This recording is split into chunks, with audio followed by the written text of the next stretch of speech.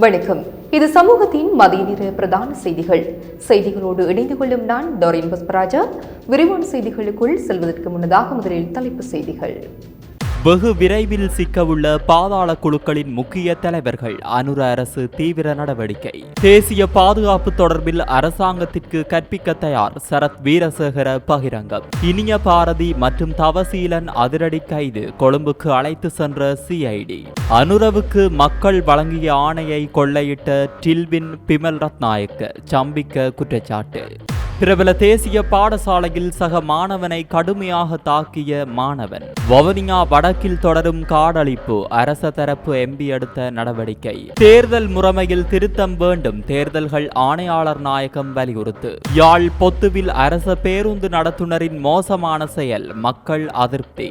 நெல்லுக்கான உத்தரவாத விலை. விவசாயிகள் அரசிடம் முன்வைத்துள்ள கோரிக்கை. உங்கள் விடுமுறையை மகிழ்வுடன் கழிக்க குளிரூட்டப்படாத அறைகள், இணைந்த குளிரறை வசதிகள், போக்குவரத்து வசதிகள், இலவச வைஃபை மற்றும் சிசிடிவி கேமராவுடன் கூடிய 24 மணி நேர பாதுகாப்பு வசதிகளுடன் இன்னும் பல சேவைகளை வழங்குகின்றது சாய் ஹாலிடே இன். இலக்கம் 132, கச்சேரி, நல்லூர் வீதி, யாழ்ப்பாணம்.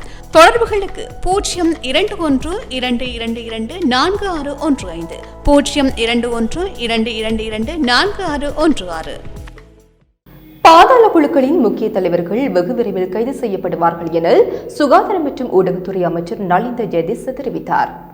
கொழும்பில் நேற்று நடைபெற்ற நிகழ்வின் பின்னர் ஊடகங்களுக்கு கருத்து தெரிவிக்கையில் மேற்கண்டவாறு குறிப்பிட்டார். பாதாள குழுக்களுக்கு இடையிலான போதைப் பொருள் வியாபாரத்தின் விளைவாகவே துப்பாக்கிச் சூட்டு சம்பவங்கள் இடம்பெறுகிறது. தற்போதுதான் இலங்கையில் பாதாள குழுக்கள் தோற்றம் பெற்றதை போன்று எதிர்க்கட்சியினர் குற்றச்சாட்டுகளை முன்வைக்கிறார்கள். அரசாங்கத்தின் மீது தற்போது குற்றச்சாட்டுகளை முன்வைக்கும் எதிர்க்கட்சியினருக்கும் பாதாள குழுக்களுக்கும் இடையில் தொடர்புண்டு. பாதாள குழுக்களின் முக்கிய தலைவர்கள் வெகு விரைவில் கைது செய்து சட்டத்தின் முன்னிலைப்படுத்தப்படுவார்கள். மேலும் தேசிய பாதுகாப்புக்கு எவ்வித அச்சுறுத்தலும் கிடையாது. பாதாள குழுக்களை கட்டுப்படுத்த உரிய நடவடிக்கைகள் எடுக்கப்பட்டுள்ளன என்றார். அத்தோடு குற்றச்சாட்டுகளுக்கு இலக்காகியுள்ள தரப்பினருக்கே சிஐடியின் பணிப்பாளராக ஷானி அபேசேகர நியமிக்கப்பட்டுள்ளமை நடுக்கத்தை ஏற்படுத்தியுள்ளது என்றும் அமைச்சர் தெரிவித்துள்ளார்.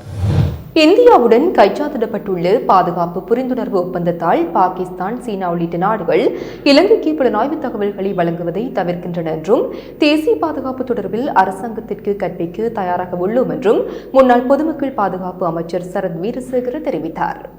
கொழும்பில் நடைபெற்ற ஊடகவியலாளர் சந்திப்பின் போது மேற்கண்டவாறு குறிப்பிட்டார். தேசிய பாதுகாப்பு தொடர்பில் எதிர்க்கட்சிகளின் உறுப்பினர்களுக்கு வகுப்பறையில் அமர வைத்து கற்பிப்பதாக குறிப்பிட்ட அரசாங்கத்திற்கு தேசிய பாதுகாப்பு தொடர்பில் நிற்க வைத்து கற்பிக்க வேண்டிய நிலைமை ஏற்பட்டுள்ளது. பாதாள குழுக்களுக்கும் போதைப் பொருள் வியாபாரிகளுக்கும் இடையில் முரண்பாடு. அதன் விளைவாகவே துப்பாக்கிச் சூட்டு சம்பவங்கள் இடம்பெறுவதாக அரசாங்கம் பொறுப்பற்ற வகையில் குறிப்பிட முடியாது. பாதாள குழுக்களின் செயல்பாடுகளினால் பொதுமக்களின் அன்றாட வாழ்க்கை பாதிக்கப்பட்டுள்ளது. அரசாங்கம் இந்தியாவுடன் அண்மையில் பாதுகாப்பு தொடர்பான புரிந்துணர்வு தொடர்பில் பல சர்ச்சைகள் எழுந்துள்ள நிலையில் அரசாங்கம் இதுவரையில் அந்த ஒப்பந்தத்தின் உள்ளடக்கத்தை வெளிப்படுத்தவில்லை. இந்த பாதுகாப்பு ஒப்பந்தத்தால் பாகிஸ்தான், சீனா உள்ளிட்ட நாடுகள் இலங்கைக்கு புலனாய்வு தகவல்களை வழங்குவதை தவிர்க்கின்றன. தேசிய பாதுகாப்பை உறுதிப்படுத்த அரசாங்கம் சகல அயல் நாடுகளுடனும் இணக்கமாக செயல்பட வேண்டும். இந்தியாவுக்கு மாத்திரம் சார்பாக செயல்பட்டுக் கொண்டு ஏனைய நாடுகளை பகைத்துக் கொள்ளக்கூடாது என்றார். தமிழ் மக்கள் விடுதலை புலிகளின் அம்பாறை மாவட்ட பொறுப்பாளரும் முன்னாள் கிழக்கு மாகாண சபை உறுப்பினருமான இனிய பாரதி திருக்கோவிலில் வைத்து கைது செய்யப்பட்ட நிலையில் அவரது சகாவான சசிதரன் தவசீலன் சந்திவழியில் வைத்து கைது செய்யப்பட்டுள்ளார். அம்பாறை திருக்கோவில் பிரதேச சபையின் முன்னாள் தவிசாளர் உதயகுமார் துப்பாக்கியால் சுட்டு படுகொலை செய்யப்பட்ட சம்பவம் தொடர்பாக கொழும்பில் இருந்து வந்த குற்றப்புலனாய்வு பிரிவினர் இருவரையும் நேற்று கைது செய்ததாக போலீஸ் உயர் அதிகாரியொருவர் தெரிவித்தார். தமிழ் தேசிய கூட்டமைப்பில் தமிழரசு கட்சி சார்பில் உள்ளூராட்சி மன்ற தேர்தலில் போட்டியிட்டு வெற்றி பெற்று திருக்கோவில் பிரதேச சபையின் தவிசாளராக உதயகுமார் பதவியேற்றார். இந்த நிலையில் கடந்த 2007 விநாயகபுரத்தில் உள்ள அவரது வீட்டிலிருந்து திருக்கோவிலுக்கு பிரதேச சபையை நோக்கி பிரயாணித்த போது அவரை இனம் தெரியாத துப்பாக்கிதாரிகளால் துப்பாக்கியால் சுடப்பட்டு படுகொலை செய்யப்பட்டார். இந்த நிலையில் அவரது மனைவியார் படுகொலை செய்யப்பட்ட தனது கணவருக்கு நீதி கோரி போலீஸ் நிலையத்தில் முறைப்பாடு செய்திருந்தார். இந்த விசாரணை கடந்த கால அரசாங்கத்தினால் கிடப்பில் இருந்து வந்துள்ளது. இதனையடுத்து அவரது மனைவி சிஐடியினரிடம் முறைப்பாடு தெரிவித்ததை அடுத்து அவர்கள் விசாரணையினை மேற்கொண்டு வந்த நிலையில் இதனுடன் தொடர்புபட்ட சந்தேகத்தின் அடிப்படையில் குறித்த இருவரையும் கைது செய்து கொழும்புக்கு கொண்டு சென்றுள்ளதாக உயர் அதிகாரி தெரிவித்துள்ளார். இதேவேளை கடந்த 2005 தொடக்கம் 2009 வரையான காலப்பகுதியில் திருக்கோவில் மற்றும் விநாயகபுரம் பகுதியில் பலர் கடத்தப்பட்டு காணாமல் போன சம்பவம் தொடர்பாக இனிய பாரதிக்கு எதிராக நீதிமன்றில் வழக்கு தாக்கல் செய்துள்ளமை குறிப்பிடத்தக்கது. கோட்டாபய ராஜபக்ஷவுக்கு மக்கள் வழங்கிய ஆணையை பசல் ராஜபக்ஷ கொள்ளையடித்ததை போன்று அனுரகுமார திசாநாயகவுக்கு மக்கள் வழங்கிய ஆணையையும் ட்ரில்வின் சில்வா மற்றும் பிமல் ரத்நாயக்க ஆகியோர் கொள்ளையடித்துள்ளார்கள் என ஐக்கிய குடியரசு முன்னணியின் தலைவர் பாட்டாளி சம்பிக்க ரணவுக்கு தெரிவித்தார்.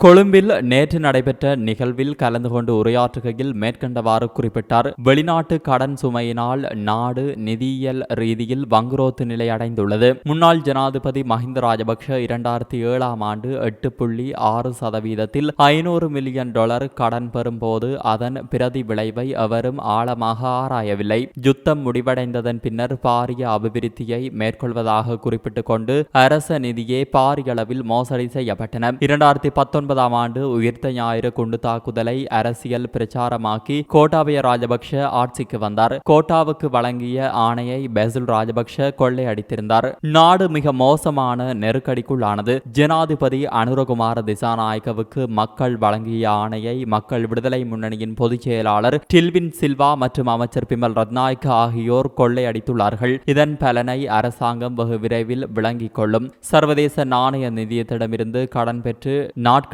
கடத்துவதை மாத்திரம் அரசாங்கம் பிரதான பொருளாதார கொள்கையாக கொண்டுள்ளது என்றார். பத்திரமுல்லையில் உள்ள பிரபல தேசிய பாடசாலையில் 11ஆம் தர மாணவன் ஒருவர் மற்றொரு மாணவனால் தாக்கப்பட்டதைத் தொடர்ந்து வைத்தியசாலையில் அனுமதிக்கப்பட்டுள்ளார். தாக்குதலுக்குள்ளான மாணவர் தற்போது கொழும்பு தேசிய வைத்தியசாலையில் சிகிச்சை பெற்று வருகிறார். கடந்த 3ஆம் திகதி மதியம் 3 மாணவர்களுடன் வந்த 11ஆம் தர மாணவன் இந்த தாக்குதலை மேற்கொண்டதோடு தாக்குதலுக்கு இலக்கான மாணவரின் காது பாதிக்கப்பட்டுள்ளதாக தெரிவிக்கப்படுகிறது. தாக்குதலுக்குள்ளான மாணவனின் பெற்றோருக்கு தகவல் தெரிவிக்க பாடசாலை நிர்வாகம் எந்தவொரு நடவடிக்கையும் எடுக்கவில்லை என்றும் மாணவனை வைத்தியசாலையில் அனுமதிக்கவில்லை என்றும் தெரிவிக்கப்படுகிறது. தாக்குதலுக்குள்ளான மாணவனின் பெற்றோர் இது தொடர்பாக தலங்கம போலீஸ் நிலையத்தில் முறைப்பாடு அளித்துள்ளனர். பாடசாலை நேரத்தில் மாணவன் மீது இவ்வளவு கடுமையான தாக்குதல் நடந்துள்ள பின்னணியில் பாடசாலை நிர்வாகம் மாணவனை சிகிச்சைக்கு அனுப்பாமல் கடமை தவறி செயல்பட்டதாகவும் குற்றம் சாட்டியுள்ளனர். தாக்குதலுக்குள்ளான மாணவன் ஒரு திறமையான இசைக்கலைஞர் என்றும் அவரது காதில் ஏற்பட்ட காயம் அவரது எதிர்காலத்தை கடுமையாக பாதிக்கும் என்றும் கூறிய மாணவனின் தாயார் சட்டத்தின் மூலம் நீதி கோருவதாகவும் கூறினார். இருப்பினும் தாக்குதல் குறித்து மறுநாள் காலையிலேயே தனக்கு தெரிவிக்கப்பட்டதாகவும் பாடசாலை நிர்வாகம் இந்த விவகாரம் குறித்து விசாரணையை தொடங்கியுள்ளதாகவும் பாடசாலையின் அதிபர் குறிப்பிட்டார். வவுனியாவிற்கு வெடிவைத்த கல்லு காடழிப்பு தொடர்பில் விசாரணை நடத்தி ஒரு வாரத்திற்குள் அறிக்கை சமர்ப்பிக்குமாறும் சம்பந்தப்பட்டவர்களை சட்டத்தின் முன் நிறுத்துமாறும் பணிப்புரை வழங்கியுள்ளதாக தேசிய மக்கள் சக்தியின் நாடாளுமன்ற உறுப்பினர் மா ஜெகதீஸ்வரன் தெரிவித்துள்ளார். வவுனியாவில் உள்ள தேசிய மக்கள் சக்தி அலுவலகத்தில் நேற்றிரவு இடம்பெற்ற ஊடக சந்திப்பிலேயே அவர் இவ்வாறு தெரிவித்தார். அவர் மேலும் தெரிவிக்கையில், நேரடியாக அங்கு சென்று பார்த்த பொழுது அங்கு ஒரு பாரிய ஒரு திட்டமிடப்பட்ட பாரிய அழிவு ஒன்று ஏற்பட்டிருந்தது. இதன் மூலமாக கிட்டத்தட்ட 35-40 ஏக்கருக்கு மேற்பட்ட பாரிய காடு முழுமையாக அழிக்கப்பட்டிருந்தது. அது தொடர்பாக நான் மகாவெளி எல் வலயத்தை சேர்ந்த அதிகாரியுடன் தொடர்பு கொண்டு கேட்டபொழுது அவர்களால் எந்தவித அனுமதியும் யாருக்கும் வழங்கப்படவில்லை என்றும் இது தொடர்பாக அவர்களுக்கு முறைப்பாடு கிடைத்து அவர்களுக்கு எதிராக சட்ட நடவடிக்கை எடுப்பதற்கு போலீசாரிடம் முறைப்பாடு செய்துள்ளதாகவும் அதேபோல வனவள திணைக்களத்தினரிடம் தொடர்பு கொண்டு இது தொடர்பாக வினவியிருந்தேன். அவர்களும் அனுமதி வழங்கவில்லை. 2 திணைக்களத்தை சேர்ந்தவர்களும் நாளைய தினம் இணைந்து இது தொடர்பாக இணைந்த பரிசோதனை ஒன்றை அந்த பகுதியில் நடத்த இருக்கின்றார்கள். அவர்களுக்கு உத்தரவு பிறப்பித்துள்ளேன். உடனடியாக ஒரு வாரத்துக்குள் சரியான ஒரு அறிக்கையை சமர்ப்பிப்பதோடு இதுக்கு தொடர்புடையவர்களை சட்டத்துக்கு முன் நிறுத்தி அவர்களுக்கான தண்டனையை வழங்கி கொடுக்க வேண்டும் என்ற வகையில் அவர்களுக்கு பணிப்புரை விடுக்கப்பட்டுள்ளது. அது மட்டுமல்லாமல் இது தொடர்பாக வவுனியா மாவட்ட அரசாங்க அதிபருக்கும் வவுனியா வடக்கு அதாவது நெடுங்கரை பிரதேச செயலாளருக்கும் நாங்கள் அறிவுறுத்தி இருக்கின்றோம். அந்த வகையில் எங்களது அரசாங்கம் இது தொடர்பாக விழிப்பாக இருக்கின்றது. இந்த நடவடிக்கை கிட்டத்தட்ட 2 கிழமைக்கு முன்பாக செய்து முடிக்கப்பட்டிருக்கின்றது என்று நான் நினைக்கின்றேன். அவ்வகையிலே அந்த பாரிய மரங்கள் பயன் தரும் மரங்கள் அனைத்தும் அழிக்கப்பட்டு ஒரு விநாசம் அங்கு நடைபெற்றிருப்பது மிகவும் கவலை அளிக்கின்றது. வெள்ளவத்தியில் வீடு வாங்க வேண்டுமா? கோல் ரோட்டிற்கு அருகாமையில் ராயல் டி கன்ஸ்ட்ரக்ஷனால் கட்டப்படும் தொடர்பாடி அடுக்குமுறைகள். முன்பதிவுக்கு இன்றைய முந்துகள். தேர்தல் முறைமைகளில் திருத்தம் செய்யப்பட வேண்டும் என தேர்தல்கள் ஆணையாளர் நாயகம் சமன் ஸ்ரீ ரத்நாயக்க தெரிவித்தார். அவர் மேலும் தெரிவித்ததாவது, நாட்டு மக்களின் அடிப்படை வாக்குரிமையை பாதுகாக்க வேண்டிய பொறுப்பு தேர்தல் ஆணைக்குழுவிற்கு உண்டு. 9 மாத காலப்பகுதியில் ஜனாதிபதி தேர்தல், பொது தேர்தல் மற்றும் உள்ளூராட்சி மன்ற தேர்தல் என்று 3 தேர்தல்களை சிறந்த முறையில் நடத்தி முடித்தோம். இந்த தேர்தல்களில் ஒரு சில குறைபாடுகளை அவதானித்துள்ளோம். எதிர்காலத்தில் நடைபெறவுள்ள தேர்தல்களின் போது அந்த குறைபாடுகளை நிவர்த்தி செய்வதற்கு உரிய திட்டங்கள் வகுக்கப்பட்டுள்ளன. தேர்தல் முறைமையை திருத்தம் செய்ய வேண்டும் என்று பாராளுமன்ற தெரிவுக்குழுக்கள் மற்றும் அமைச்சரவை உபக்குழுக்களிடம் வலியுறுத்தி பல யோசனைகளை முன்வைத்துள்ளோம். நடைமுறைக்கு சாத்தியமான வகையில் தேர்தல் முறைமையில் திருத்தம் செய்யப்பட வேண்டும் என்பதில் உறுதியாக உள்ளோம் என்றார். பொத்துவிலிருந்து யாழ்ப்பாணம் நோக்கி பயணம் செய்யும் இலங்கை போக்குவரத்து சபைக்கு சொந்தமான பேருந்தில் மக்கள் வெளியேறும் கதவினை அடைத்தவாறு பொருட்களை ஏற்றி செல்லும் நிலைமைகள் தொடர்பில் பொதுமக்கள் அதிருப்தி தெரிவித்துள்ளனர். மட்டக்களப்பு ஊடாக பயணிக்கும் இந்த பேருந்தில் காத்தான்குடி பகுதியில் வைத்து தொடர்ச்சியாக அதிகளவான பொருட்கள் ஏற்றுவதன் காரணமாக அதில் பயணம் செய்யும் மக்கள் பெரும் சிரமங்களை எதிர்கொண்டு வருவதாகவும் தெரிவிக்கப்படுகிறது. நேற்று மாலை பொத்துவில் பகுதியிலிருந்து யாழ்ப்பாணத்துக்கு பயணம் செய்த இலங்கை போக்குவரத்து சபை பேருந்தின் பின்பகுதி கதவு மூடப்பட்டு அதற்குள் பெருமளவான பொருட்களை ஏற்றிச் செல்லும் செயல்பாடுகள் முன்னெடுக்கப்பட்ட போது பொதுமக்கள் அதற்கு தமது எதிர்ப்பினை தெரிவித்துள்ளனர். எனினும் குறித்த பேருந்தின் நடத்துனர் அவற்றினை கவனத்தில் கொள்ளாது பொருட்களை கொண்டு கதவினை மூடியுள்ள நிலையில் அங்கிருந்த மக்கள் அதிருப்தி தெரிவித்துள்ளனர். குறித்த பஸ் விபத்து எதிலும் சிக்கினால் மக்கள் வெளியேற முடியாதவாறு பொருட்கள் குவிக்கப்பட்டுள்ளமை குறித்து மக்கள் நடத்துனரிடம் கேள்வி எழுப்பிய போதிலும் அவர்களின் கருத்துக்கள் உள்வாங்கப்படவில்லை. பாதுகாப்பான பயணத்தினை வழங்க வேண்டிய இலங்கை போக்குவரத்து சபையானது இவ்வாறான செயல்பாடுகளை நிறுத்தி மக்கள் தமது பயணங்களை அச்சமின்றி மேற்கொள்வதற்கான நடவடிக்கைகளை முன்னெடுக்க வேண்டும் எனவும் மக்கள் கோரிக்கை விடுத்துள்ளனர். நெல்லுக்கான உத்தரவாத விலையை அதிகரிக்குமாறு விவசாயிகள் அரசாங்கத்திடம் கோரிக்கை விடுத்துள்ளனர். இதன்படி உலர்த்தப்படாத நெல் 1 கிலோகிராமுக்கு 120 ரூபாவையும் உலர்த்தப்பட்ட 1 கிலோகிராம் நெல்லுக்கு 140 ரூபாவையும் உத்தரவாத விலையாக நிர்ணயிக்குமாறு கோரிக்கை விடுக்கப்பட்டுள்ளது. தற்போது 1 கிலோகிராம் நெல்லுக்கு நிர்ணயிக்கப்பட்டுள்ள 102 ரூபாய் விலையானது பாரிய ஆலை உரிமையாளர்களுக்கே பயனளிப்பதாகவும் விவசாயிகள் தெரிவித்துள்ளனர். சபாநாயகர் ஜெகத் விக்ரமரத்னவிற்கும் அவருடைய தனிப்பட்ட பணியாளர் தொகுதியினருக்கும் நாடாளுமன்றத்தினால் வழங்கப்பட்டுள்ள சலுகைகள் தொடர்பில் ஊடகங்களில் வெளியான வெவ்வேறு செய்திகள் தொடர்பில் தெளிவுபடுத்தி நாடாளுமன்ற செயலகம் அறிக்கை ஒன்றை வெளியிட்டுள்ளது. தற்போதைய சபாநாயகருக்கு அமைச்சரவை அமைச்சர் ஒருவருக்கு வழங்கப்படும் எரிபொருள் வசதிக்கு சமமான அளவுக்கு மாதம் ஒன்றுக்கான எரிபொருள் 900 லிட்டர் வரை குறைக்கப்பட்டிருப்பதாக நாடாளுமன்ற செயலகம் தெரிவித்துள்ளது. அத்துடன் சபாநாயகருக்குரிய உத்தியோகபூர்வ வாகனங்கள் 2ம் சபாநாயகரின் ஊடக பிரிவின் பயன்பாட்டிற்காக சிற்றூர்தியொன்றும் வழங்கப்பட்டுள்ளது.